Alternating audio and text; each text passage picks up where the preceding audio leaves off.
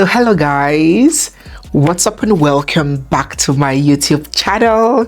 It's me, your girl Barrister Neze, and this is Nezeville. Some days really start out so good, trust me. The sky is blue, birds are chirping, coffee in hand, and you are so optimistic that it's gonna be a great day.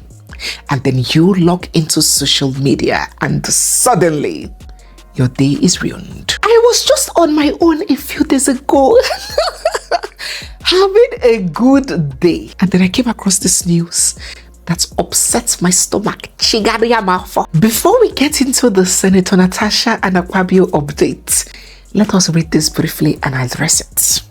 Akwa Ibom lawmakers propose 10-year jail term for women who have affairs with married men. Okay, let's go on. The Akwa Ibom State House of Assembly is preparing to consider a bill that seeks to criminalize sexual relationships involving married men and unmarried women. The proposed legislation was reviewed by lawyer Obiaville Albert in a Facebook post on Monday, and according to him, the bill is sponsored by the Deputy Governor of Akwa Ibom State, Senator Akon Inyang. The bill states, now listen to this part, that any young girl, lady or woman who engages in a sexual relationship with a married man will be committing an offense under state law. If found guilty, the woman would face a mandatory 10-year prison sentence with no option of fine. The married man involved, however, would not face jail time. Oh my God, calm down. Oh my God, the married man involved, however, would not face jail time, but will be required to pay a 2 million naira fine. He wrote that the bill's content specifies that any woman found guilty of engaging in a sexual relationship with a married man will face a mandatory 10-year prison sentence without an option of fine. He said that the bill is expected to be passed into law when it comes up for consideration at the House plenary session on Tuesday. This blog reports that the proposed law has already raised questions about fairness, enforcement, and gender balance, with many Nigerians calling for deeper debates before any final decision is made. Hi, which angel allocates me come this place, because Angel Gabby, is it you? Angel Mike, just confess, because when I get to heaven, it is gonna be on site. In 2026, can we see what elected members of parliament being sustained and paid with taxpayers' money? Can you see what they are discussing in the House of Assembly? Because what can we call this? Is this joblessness? Is this comedy? Or is this just an obsession with patriarchal rules? Because the law itself is ludicrous on its own. Then the fact that the married man himself, the one that took a vow before a duly constituted before the registry, does not have any jail time to serve, then the lady that he went after is the one that will serve 10 years in prison, while the man who is married, who has a duty both morally and even legally, there is no prison or jail time being prescribed for him, is now the woman that the lawmakers are proposing will serve 10 years imprisonment. Can you imagine that? Now, of all the challenges being faced in Akwa Ibom, Akwa Ibom people in the comment section, would I not get problem for other states? Of all the problems, of all the challenges being faced, this is the law that the lawmakers believe they would spend their time discussing to imprison young girls that have relationship with married men. My dear people of God, some married women would like you to say, let's say, please don't criticize this law. Let this law scale. In fact, let other states take a cue from Akwa Ibom. We need this. All these side chicks, they have done enough. We would love to see them behind bars. Let me know down in the comment section what you think about this law. Are you in support of it, or do you believe that it is nonsensical and ludicrous and should not even scale its first reading? Let us get your thoughts down in the comment section. And if you are new here, you're seeing my face for the first time, Or if you've been watching without subscribing, don't forget to hit the subscribe button, give this video a big thumbs up, drop your thoughts down in the comment section, and stay glued for we have so much more coming your way. So let's move on to the Senator Natasha and Senate President Godswill Akpabio's story. And I feel like I owe you guys this update because we covered very extensively here the whole story, the whole brouhaha, everything that happened. So it wouldn't be fair if I don't. I owe you guys a DC to let you know this very important and heavy milestone that has happened in this case. Now, some of us know how this whole thing started. What began as a simple disagreement about sitting position snowballed into a very big controversy. On that fateful day, Senator Natasha, who is the senator representing the people of Kogi Central, was seated on her normal seat, a chair that she had occupied for a very long time, and right in the middle of session, the Senate President told her to stand up and relocate her. There's a new seat that has been allocated to her, and she was like, why humiliate me this way? I'm a senator just like you. You get, if there was a sitting rearrangement, I should have been notified before I sat down so I can resume at the new seat. Not when I'm seated here, you just stand me up and want to humiliate me and walk me out to another place. That is not okay. That is disrespectful. So it led to some kind of fracas. Voices were raised. Your point of order is sustained. Order, please. Dismissed Senator Natasha, please, you are not recognized to speak from there. That is the order of the Senate. Sir, order 10 on privileges. Order 10 on privileges. Distinguished Senator Natasha. Any senator may rise at any time can the to speak upon a matter of privilege suddenly out of the arising. Senate. And before we knew it, the next day or thereabouts, she was at Arise TV. Senator Natasha, disclosing that she had suffered sexual abuse from the Senate President and that he had made improper sexual advances towards her. And when she declined his advances, he began victimizing her. He began picking on her. He began impeding her legislative functions, most especially. So she would have a bill or she would raise her hands to contribute and he would never call her.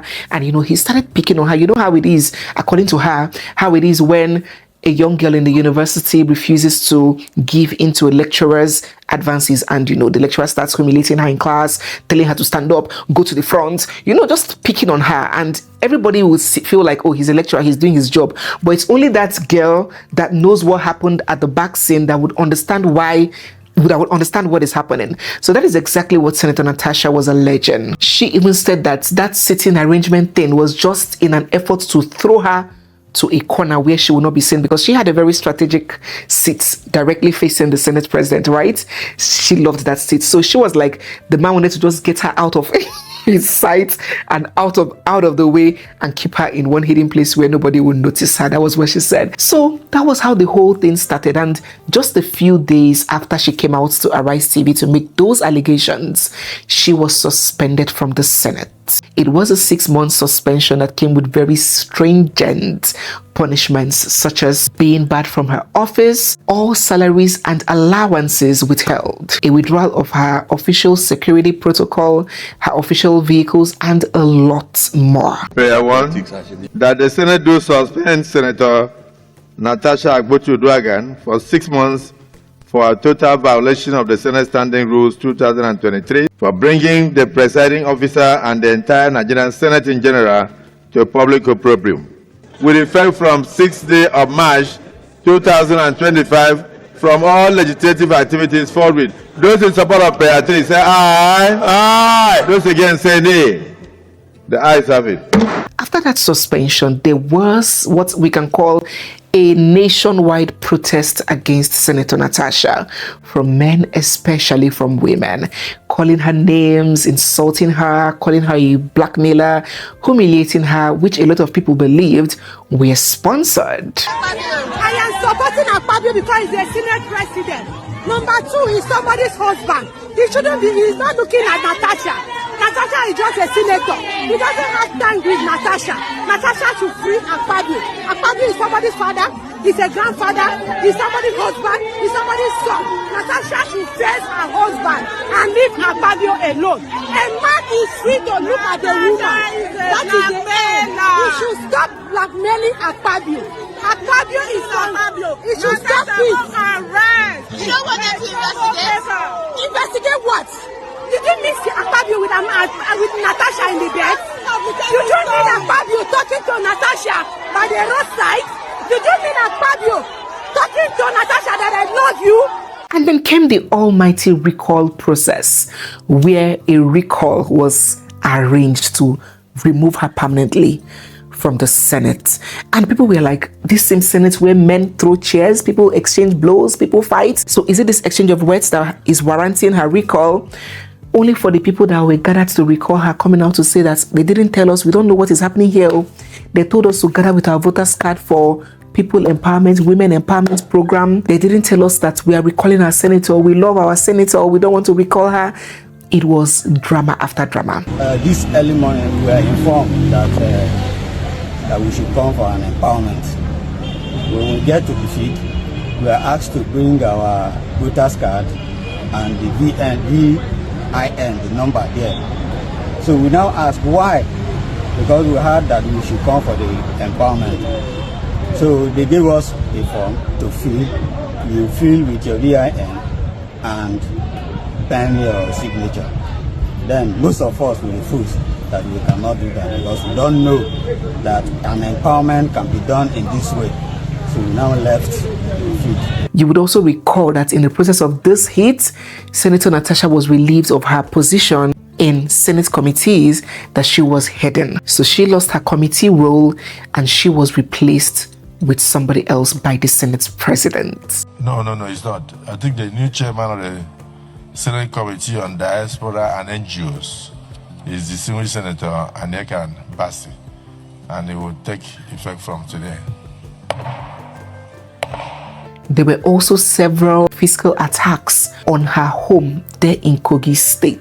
She even alleged an assassination attempt that the Senate president was after her life. Another thing that happened during this period was when she was frustrated from bonding with her people during the last Salah celebration, where the roads were blocked, memos were issued by the police discontinuing all gatherings and all of that, and she had to come in commando style with a helicopter to attend her homecoming and meet with her people just as she always has. In addition, criminal proceedings were initiated against her. She had up to 9 separate criminal charges brought against her in several criminal trials. There was this 6-count criminal charge brought before her by the federal government based off Akpabio's petition.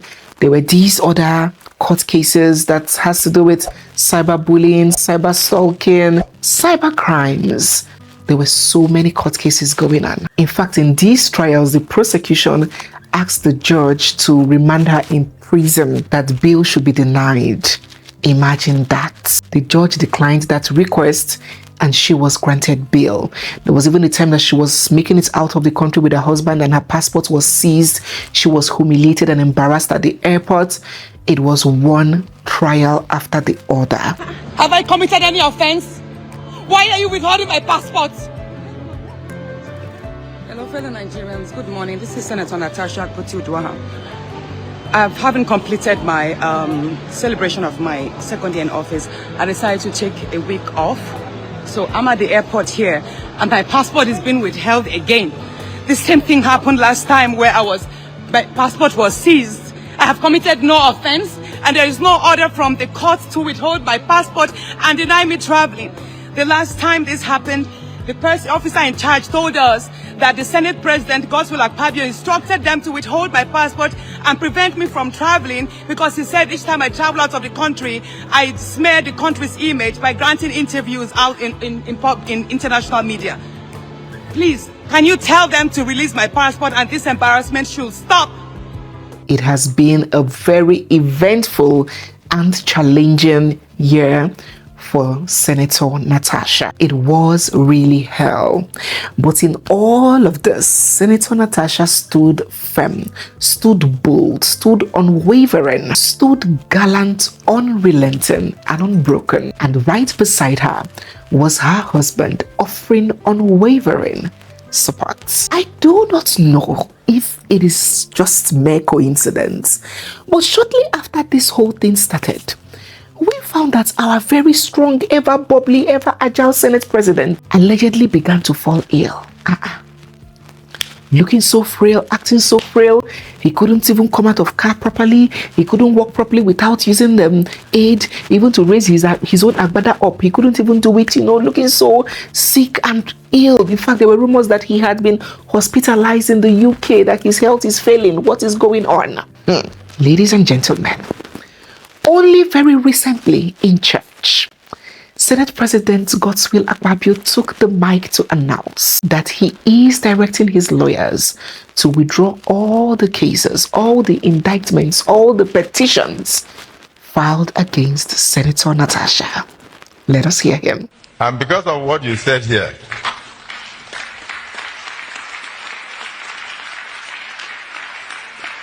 I had almost 9 cases in court against some individuals, against people who defamed me, who lied against me, who slandered my name, and all. But listening to the priest, I suddenly realized he was talking to me. So I hereby direct my solicitors to withdraw all lawsuits against them. I seriously do not know what brought about the change of heart. He said that it was because of what the priest preached at the church on that fateful day. Some are alleging and contending that that this is the hand of God that struck him. Yes, that even Pharaoh was humbled by God, and that when anybody feels like they have too much power, there is one person that has more power than all of us. So that sickness was a way to humble him and remind him that there is power on earth and there is power beyond earth, power in heaven, and that he had a rethink and decided to withdraw the case. I do not know. Do you have these same suspicions?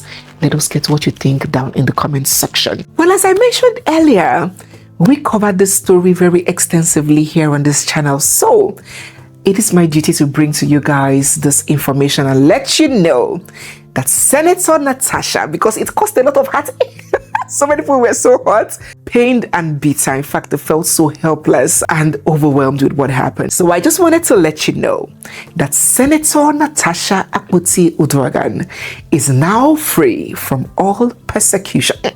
No.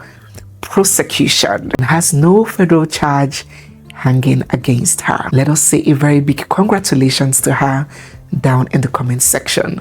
She did put up a very good fight, and she has set a trail. She has left a mark. She has given a voice to millions of people, not only today, but in times to come. That your voice is your strength. Let us get your thoughts down in the comment section. So guys, yes, we have come to the end of today's video. If you're new here, you're seeing my face for the first time, or if you've been watching without subscribing, don't forget to hit the subscribe button. Give this video a big thumbs up. Drop all your thoughts down in the comment section and stay glued, for we have so much more coming your way. Don't forget to join our channel membership and get access to premium quality content designed just for you. Click join down below to access or scan the code to join our platform. It's me, your girl Barrister Neze, and this is Nezeville. I'll see you guys in my next one. For now, bye.